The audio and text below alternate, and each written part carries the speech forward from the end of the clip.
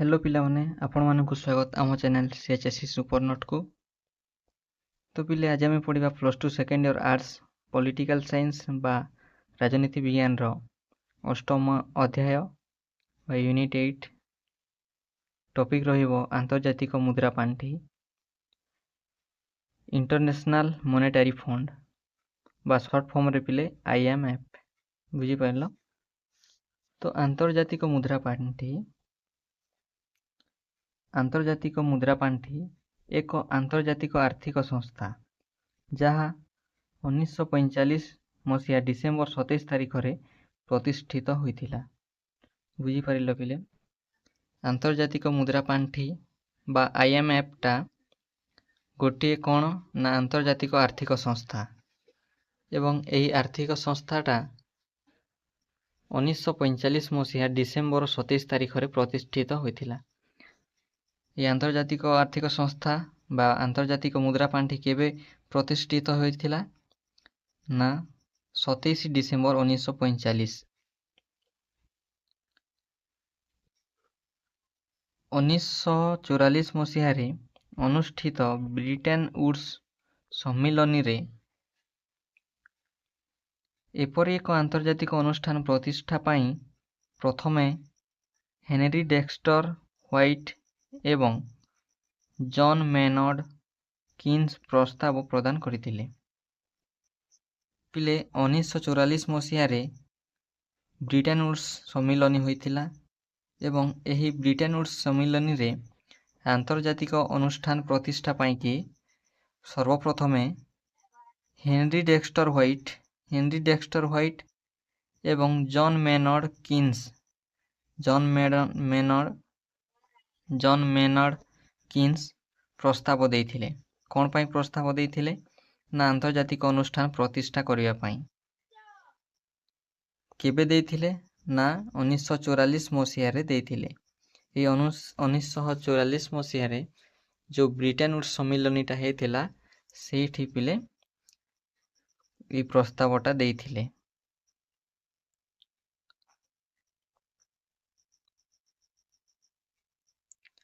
ଫଳରେ 1945 ମସିହାରେ ମାତ୍ର 29ଟି ସଦସ୍ୟ ରାଷ୍ଟ୍ରକୁ ନେଇ ଏହା ଗଠିତ ହୋଇଥିଲା।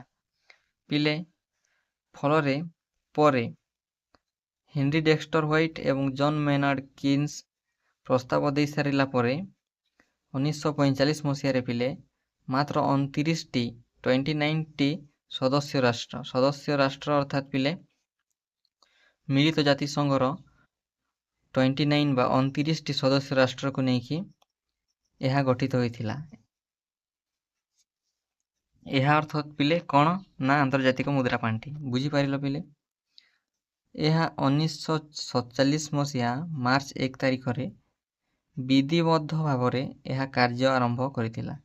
ଏହି ଆନ୍ତର୍ଜାତିକ ମୁଦ୍ରା ପାଣ୍ଠି କେବେ କାର୍ଯ୍ୟ ଆରମ୍ଭ କରିଥିଲା? ନା 1947 ମସିହା ମାର୍ଚ୍ଚ 1 ତାରିଖରେ ପିଲେ ବିଧିବଦ୍ଧ ଭାବରେ ଅର୍ଥାତ୍ ନିୟମ ଅନୁସାରେ ଏହା କାର୍ଯ୍ୟ କରିଥିଲା। ଏହାର ମୁଖ୍ୟ କାର୍ଯ୍ୟାଳୟ ୱାଶିଂଟନ DC ଠାରେ ଅବସ୍ଥିତ। ପିଲେ ଏହି ଆନ୍ତର୍ଜାତିକ ମୁଦ୍ରା ପାଣ୍ଠିର କାର୍ଯ୍ୟାଳୟଟା ୱାଶିଂଟନ DC ଠାରେ ଅବସ୍ଥିତ ବା ରହିଅଛି। ବର୍ତ୍ତମାନ 189ଟି ଦେଶ ଏହାର ସଦସ୍ୟତା ଗ୍ରହଣ କରିଛନ୍ତି। ପିଲେ ବର୍ତ୍ତମାନ 189ଟି 189 ବା 189ଟି ଦେଶ ଏହାର ସଦସ୍ୟତା ଗ୍ରହଣ କରିଛନ୍ତି ବା ସଦସ୍ୟ ହୋଇଛନ୍ତି। ପ୍ରଥମେ କେତେଟି ଥିଲେ? ନା ପିଲେ 29ଟି ଥିଲେ। ମାତ୍ର 29ଟି ଥିଲେ। ବର୍ତ୍ତମାନ କେତେଟି ହେଇଛି? ନା 189ଟି ହେଇଛି ପିଲେ। ତାପରେ ଆମେ ଜାଣିବା ଆନ୍ତର୍ଜାତିକ ମୁଦ୍ରା ପାଣ୍ଠିର ଗଠନ ବା ସଂଗଠନ। ବିଶ୍ୱ ବ୍ୟାଙ୍କ ପରି ଆନ୍ତର୍ଜାତିକ ମୁଦ୍ରା ପାଣ୍ଠି ମଧ୍ୟ ଗଭର୍ଣ୍ଣର ପରିଷଦ, କାର୍ଯ୍ୟନିର୍ବାହୀ ପରିଷଦ ଓ ପରିଚାଳକ ନିର୍ଦ୍ଦେଶକଙ୍କୁ ନେଇ ଗଠିତ ହୋଇଥାଏ। ବୁଝିପାରିଲେ ପିଲେ? ଯେମିତିକି ବିଶ୍ୱ ବ୍ୟାଙ୍କ ଗଭର୍ଣ୍ଣର ପରିଷଦ, କାର୍ଯ୍ୟନିର୍ବାହୀ ପରିଷଦ ଏବଂ ପରିଚାଳକ ନିର୍ଦ୍ଦେଶକଙ୍କୁ ନେଇ ଗଠିତ ହୋଇଥାଏ। ଠିକ୍ ସେମିତି ଏହି ଆନ୍ତର୍ଜାତିକ ମୁଦ୍ରା ପାଣ୍ଠି ମଧ୍ୟ ବିଶ୍ୱ ବ୍ୟାଙ୍କ ପରି ଗଭର୍ଣ୍ଣର ପରିଷଦ, କାର୍ଯ୍ୟନିର୍ବାହୀ ପରିଷଦ ଓ ପରିଚାଳକ ନିର୍ଦ୍ଦେଶକଙ୍କୁ ନେଇକି ଗଠିତ ହୋଇଥାଏ। ବୁଝିପାରିଲ? ଗଭର୍ଣ୍ଣର ପରିଷଦ ସମସ୍ତ ସଦସ୍ୟ ରାଷ୍ଟ୍ରମାନଙ୍କର ପ୍ରତିନିଧିମାନଙ୍କୁ ନେଇ ଗଠିତ ହୋଇଥାଏ। ହେଲେ ଗଭର୍ଣ୍ଣର ପରିଷଦଟା କେଉଁମାନଙ୍କୁ ନେଇକି ଗଠିତ ହୋଇଥାଏ? ନା ସମସ୍ତ ସଦସ୍ୟ ରାଷ୍ଟ୍ର, ଯେତେ ସଦସ୍ୟ ରାଷ୍ଟ୍ର ରହିଥିବେ ସେମାନଙ୍କର କ'ଣ ନା ରାଷ୍ଟ୍ରମାନଙ୍କର ପ୍ରତିନିଧିମାନଙ୍କୁ ନେଇକି ଗଠିତ ହୋଇଥାଏ। ସଂଗଠନର ଦୈନନ୍ଦିନ କାର୍ଯ୍ୟ 22 ଜଣ କାର୍ଯ୍ୟନିର୍ବାହୀ ନିର୍ଦ୍ଦେଶକଙ୍କୁ ନେଇ ଗଠିତ କାର୍ଯ୍ୟନିର୍ବାହୀ ପରିଷଦ ଦ୍ୱାରା ସମ୍ପାଦିତ ହୋଇଥାଏ। ସଂଗଠନର ଦୈନନ୍ଦିନ କାର୍ଯ୍ୟ ପିଲେ ଏହି ଆନ୍ତର୍ଜାତିକ ମୁଦ୍ରା ପାଣ୍ଠିର ଦୈନନ୍ଦିନ କାର୍ଯ୍ୟକୁ ପିଲେ ସମ୍ପାଦନ କରିବା ପାଇଁ 22 ଜଣ କାର୍ଯ୍ୟନିର୍ବାହୀ ନିର୍ଦ୍ଦେଶକ ଗଠିତ ହୋଇଥାନ୍ତି ଏବଂ ଏହି କାର୍ଯ୍ୟନିର୍ବାହୀ ପରିଷଦ ଦ୍ୱାରା ପିଲେ ଆନ୍ତର୍ଜାତିକ ମୁଦ୍ରା ପାଣ୍ଠିର କାର୍ଯ୍ୟଟା ସମ୍ପାଦିତ ହୋଇଥାଏ। ପରିଚାଳନା ନିର୍ଦ୍ଦେଶକ କାର୍ଯ୍ୟନିର୍ବାହୀ ପରିଷଦର ମୁଖ୍ୟ ଭାବେ କାର୍ଯ୍ୟ ସମ୍ପାଦନା କରନ୍ତି। ପରିଚାଳନା ନିର୍ଦ୍ଦେଶକ ହେଉଛନ୍ତି କାର୍ଯ୍ୟନିର୍ବାହୀ ପରିଷଦର ପିଲେ ମୁଖ୍ୟ। ସେ ହିଁ ଆନ୍ତର୍ଜାତିକ ମୁଦ୍ରା ପାଣ୍ଠିର କାର୍ଯ୍ୟଗୁଡ଼ାକକୁ ସମ୍ପାଦନା କରିଥାନ୍ତି।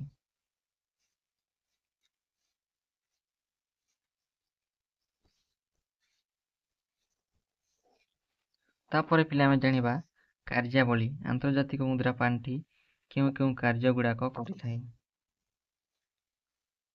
ଆର୍ଥିକ ଦୃଷ୍ଟିରୁ ପଛୁଆ ଥିବା ରାଷ୍ଟ୍ରମାନଙ୍କୁ ସ୍ୱଳ୍ପ ହାରରେ କମ୍ ସମୟର ଋଣ ପ୍ରଦାନ କରିଥାଏ। ପିଲେ ଆର୍ଥିକ ଦୃଷ୍ଟିରୁ ବା ଫାଇନାନ୍ସିଆଲ ଦୃଷ୍ଟିରୁ ଯେଉଁ ରାଷ୍ଟ୍ର ବା ଦେଶ ଗୁଡ଼ାକ ପଛୁଆ ବା ଆର୍ଥିକ ଦୃଷ୍ଟିରୁ କମ୍ ଥିବ ସେହି ପଛୁଆ ରାଷ୍ଟ୍ରମାନଙ୍କୁ ପିଲେ ସ୍ୱଳ୍ପ ହାରରେ ବା କମ୍ ହାରରେ ଏବଂ କମ୍ ସମୟ ପାଇଁ ଋଣ ପ୍ରଦାନ କରିଥାଏ। ଦାରିଦ୍ର୍ୟ ଦୂରୀକରଣ, ନିଯୁକ୍ତି ସୃଷ୍ଟି, ଧାରଣୀୟ ଆର୍ଥିକ ବିକାଶ ପାଇଁ ସଦସ୍ୟ ରାଷ୍ଟ୍ରମାନଙ୍କୁ ପରାମର୍ଶ ଓ ସହାୟତା ଦେବା।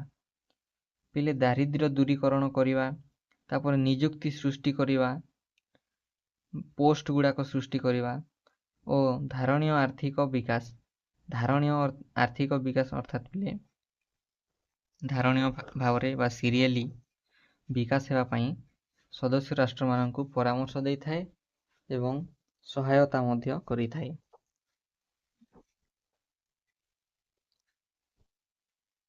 ଆର୍ଥିକ ବିକାଶ ଓ ସ୍ଥିରତା ପାଇଁ ସଦସ୍ୟ ରାଷ୍ଟ୍ରମାନଙ୍କୁ ଆର୍ଥିକ ପରାମର୍ଶ ଦେବା।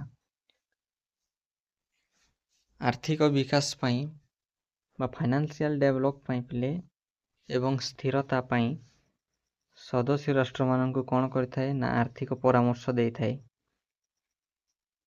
ସଦସ୍ୟ ରାଷ୍ଟ୍ରମାନଙ୍କର ଆର୍ଥିକ ନୀତି ଓ କାର୍ଯ୍ୟକ୍ରମର ଯାଞ୍ଚ, ନିୟନ୍ତ୍ରଣ, ପର୍ଯ୍ୟବେକ୍ଷଣ ଓ ପ୍ରଶିକ୍ଷଣ ପ୍ରଦାନ କରିବା। ପିଲେ ସଦସ୍ୟ ରାଷ୍ଟ୍ରମାନଙ୍କୁ ଆନ୍ତର୍ଜାତିକ ମୁଦ୍ରା ପାଣ୍ଠି କ'ଣ କରିଥାଏ ନା ଆର୍ଥିକ ନୀତି ଓ କାର୍ଯ୍ୟକ୍ରମର ଯାଞ୍ଚ, ନିୟନ୍ତ୍ରଣ ଏବଂ ପର୍ଯ୍ୟବେକ୍ଷଣ ଓ ପ୍ରଶିକ୍ଷଣ ଇତ୍ୟାଦି ପ୍ରଦାନ କରିଥାଏ। ଆନ୍ତର୍ଜାତିକ ବାଣିଜ୍ୟର ସମତୁଳ ଅଭିବୃଦ୍ଧି ପାଇଁ ପ୍ରଚେଷ୍ଟା କରିବା। ତାପରେ ପିଲେ ଆନ୍ତର୍ଜାତିକ ବାଣିଜ୍ୟ, ଆନ୍ତର୍ଜାତିକ ସ୍ତରରେ ଯେଉଁ ବାଣିଜ୍ୟ ରହିଅଛି ସେହି ବାଣିଜ୍ୟର ସମତୁଳ ଏବଂ ଅଭିବୃଦ୍ଧି ପାଇଁ ଏହା ପ୍ରଚେଷ୍ଟା କରିଥାଏ ବା ଚେଷ୍ଟା କରିଥାଏ।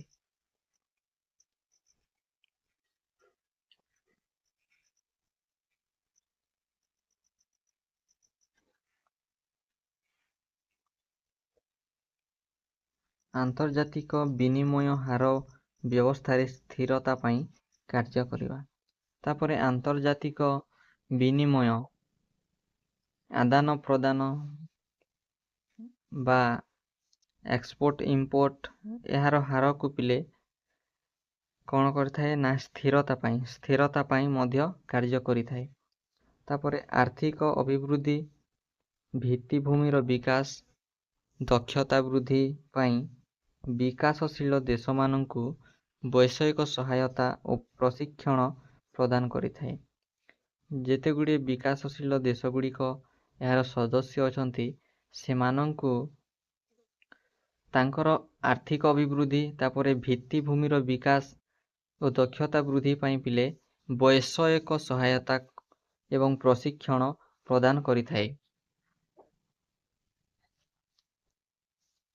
ଆନ୍ତର୍ଜାତିକ ସ୍ତରରେ ମୁଦ୍ରା ବ୍ୟବସ୍ଥାରେ ସ୍ଥିରତା ଆଣିବା ଓ ଦୃଢ଼ ଆର୍ଥିକ ବିକାଶ ପାଇଁ ଆନ୍ତର୍ଜାତିକ ସ୍ତରରେ ଏକ ଉତ୍ତମ ପରିବେଶ ଗଠନ କରିବା। ତାପରେ ଆନ୍ତର୍ଜାତିକ ମୁଦ୍ରା ପାଣ୍ଠି କ'ଣ କରିଥାଏ ନା ଆନ୍ତର୍ଜାତିକ ସ୍ତରରେ ମୁଦ୍ରା ବ୍ୟବସ୍ଥାରେ ସ୍ଥିରତା ଆଣିବା ପାଇଁ ମଧ୍ୟ କାର୍ଯ୍ୟ କରିଥାଏ ଓ ଦୃଢ଼ ଆର୍ଥିକ ବିକାଶ ପାଇଁ ଏବଂ ଗୋଟିଏ ଷ୍ଟ୍ରଙ୍ଗ ଫାଇନାନ୍ସିଆଲ ଡେଭଲପମେଣ୍ଟ ପାଇଁ ମଧ୍ୟ କାମ କରିଥାଏ। ତାପରେ ଆନ୍ତର୍ଜାତିକ ସ୍ତରରେ ଏକ ଉତ୍ତମ ପରିବେଶ ଗଠନ କରିବା ପାଇଁ, ଆନ୍ତର୍ଜାତିକ ସ୍ତରରେ ଗୋଟିଏ ଉତ୍ତମ ପରିବେଶ ବା ଭଲ ଷ୍ଟ୍ରଙ୍ଗ ପରିବେଶଟା ଗଠନ କରିବା ପାଇଁ ମଧ୍ୟ ପିଲେ ଏହା କାର୍ଯ୍ୟ କରିଥାଏ। ଏହା ସଦସ୍ୟ ରାଷ୍ଟ୍ରମାନଙ୍କୁ ଆର୍ଥିକ ଉନ୍ନତି ଓ ଅଭିବୃଦ୍ଧି ପାଇଁ ପରାମର୍ଶ ଦେବା ସହିତ ଆର୍ଥିକ ସମସ୍ୟାରୁ ମୁକୁଳିବା ପାଇଁ ସମୟୋପଯୋଗୀ ପରାମର୍ଶ ପ୍ରଦାନ କରେ। ଏହା ସଦସ୍ୟ ରାଷ୍ଟ୍ରମାନଙ୍କୁ ପିଲେ ଆର୍ଥିକ ଉନ୍ନତି ଓ ଅଭିବୃଦ୍ଧି ପାଇଁ ପରାମର୍ଶ ଦେବା ସହିତ ଆର୍ଥିକ ସମସ୍ୟାରୁ ମୁକୁଳିବା ପାଇଁ, ଯେତେ ରାଷ୍ଟ୍ରଗୁଡ଼ାକ ବା ସଦସ୍ୟ ରାଷ୍ଟ୍ରଗୁଡ଼ାକ ଆର୍ଥିକ ସମସ୍ୟାରେ କ'ଣ ହେଇଛନ୍ତି ନା ପଡ଼ିଛନ୍ତି, ସେମାନଙ୍କୁ ପିଲେ ସେହି ଆର୍ଥିକ ସମସ୍ୟାରୁ ମୁକୁଳିବା ପାଇଁ ସମୟ ଉପଯୋଗୀ ପରାମର୍ଶ ପ୍ରଦାନ କରିଥାଏ। ତାପରେ ଆର୍ଥିକ ଦୃଷ୍ଟିରୁ ଦୁର୍ବଳ ଥିବା ରାଷ୍ଟ୍ରମାନଙ୍କର ଆର୍ଥିକ ବିନିମୟ ଓ କାରବାର ବ୍ୟବସ୍ଥାରେ ସ୍ଥିରତା ଆଣିବାକୁ ସହାୟତା କରିବା। ତାପରେ ପିଲେ ଆର୍ଥିକ ଦୃଷ୍ଟିରୁ ବା ଫାଇନାନ୍ସିଆଲ ଦୃଷ୍ଟିକୋଣରୁ ଯେଉଁ ଦେଶ ବା ରାଷ୍ଟ୍ରଗୁଡ଼ିକ ଦୁର୍ବଳ ରହିଛନ୍ତି, ସେହି ଦୁର୍ବଳ ଥିବା ରାଷ୍ଟ୍ରମାନଙ୍କର ଆର୍ଥିକ ବିନିମୟକୁ ପିଲେ ଓ କାରବାର ବ୍ୟବସ୍ଥାରେ ସ୍ଥିରତା ଆଣିବାକୁ ଏହା ସହାୟତା କରିଥାଏ ବା ସାହାଯ୍ୟ କରିଥାଏ। କିଏ ନା ଆନ୍ତର୍ଜାତିକ ମୁଦ୍ରା ପାଣ୍ଠି। ତ ଏଇଟା ଥିଲା ତାର କାର୍ଯ୍ୟ। ଏଇସବୁ କାର୍ଯ୍ୟ ଗୁଡ଼ାକ ଆନ୍ତର୍ଜାତିକ ମୁଦ୍ରା ପାଣ୍ଠି କରିଥାଏ। ତାପରେ ପିଲେ ଏହାର ଗଠନ ମଧ୍ୟ ପଢ଼ିଲେ। ତ ଇମ୍ପୋର୍ଟାଣ୍ଟ ଜିନିଷ ହେଉଛି ପିଲେ ଆନ୍ତର୍ଜାତିକ ମୁଦ୍ରା ପାଣ୍ଠି ସଂସ୍ଥା କେବେ ଗଠନ ହୋଇଥିଲା ବା ପ୍ରତିଷ୍ଠା ହୋଇଥିଲା ତାହା ମନେ ରଖିବ। ତାହା ହେଉଛି ପିଲେ 1945 ମସିହା ଡିସେମ୍ବର 27 ତାରିଖରେ। ତାପରେ ସର୍ବପ୍ରଥମେ ଏହି ଆନ୍ତର୍ଜାତିକ ଅନୁଷ୍ଠାନ ପ୍ରତିଷ୍ଠା କରିବା ପାଇଁ କିଏ ଏବଂ କେଉଁ ସମ୍ମିଳନୀରେ ପ୍ରସ୍ତାବ ପ୍ରଦାନ କରିଥିଲେ, ଏହି କ୍ୱେଶ୍ଚିନ୍ ମଧ୍ୟ ଆସିଥାଏ ପିଲେ। ତ ଏଇଟା ମନେ ରଖିବା ପାଇଁ ପଡ଼ିବ ନା ବ୍ରିଟେନ ଉଡ୍ସ ସମ୍ମିଳନୀରେ ହେନରୀ ଡେକ୍ସଟର ହ୍ୱାଇଟ୍ ଏବଂ ଜନ୍ ମେନାର୍ଡ କିନ୍ସ ପ୍ରସ୍ତାବ ପ୍ରଦାନ କରିଥିଲେ। ତାପରେ ପିଲେ 1945 ମସିହାରେ କେତୋଟି ସଦସ୍ୟ ରାଷ୍ଟ୍ର ରହିଥିଲେ, ଏହି କ୍ୱେଶ୍ଚିନ୍ ମଧ୍ୟ ଆସିଥାଏ। ତ ପିଲେ ଏଇଟା ଲେଖିବ 1945 ମସିହାରେ ମାତ୍ର 29ଟି ସଦସ୍ୟ ରାଷ୍ଟ୍ରକୁ ନେଇ ଏହା ଗଠିତ ହୋଇଥିଲା, ଏଇଟା ଲେଖିବ ପିଲେ।